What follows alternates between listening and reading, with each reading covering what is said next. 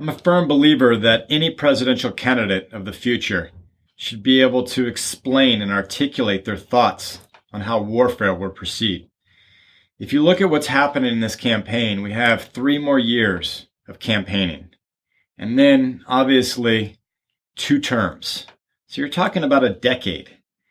Artificial intelligence, machine learning, automation, we're progressing at levels. Everything is expanding. It's moving quicker and quicker. SpaceX now is talking about having 2 launches per month. We're talking about having men, women living on other planets. Now, this time frame is happening so quickly that we must look at the actual entire scope of warfare. It's moved beyond troops. It's gone into cyber warfare. And now we're talking about the militarization of space. And that involves a lot of different aspects. So on the satellite side, it wasn't that long ago that Russia actually put a cannon on one of their satellites with the ability to knock out other satellites. Our GPS, our communications, a lot of different military aspects depend upon these satellites.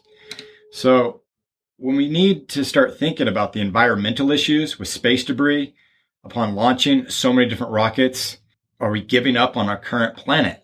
Also, how are we going to combat other countries?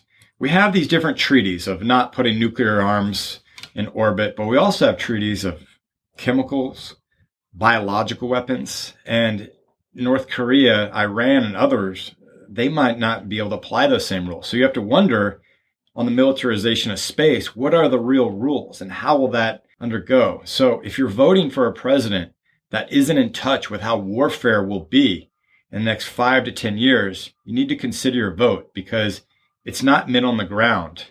It is coding. It is satellites. It's cybersecurity. Warfare has gone completely intellectual, and our resources are simply not up to par. Our levels of engagement are not cutting it. We must step up our game. We must act with passion, love, and respect. However, be prepared, for this is the United States of America.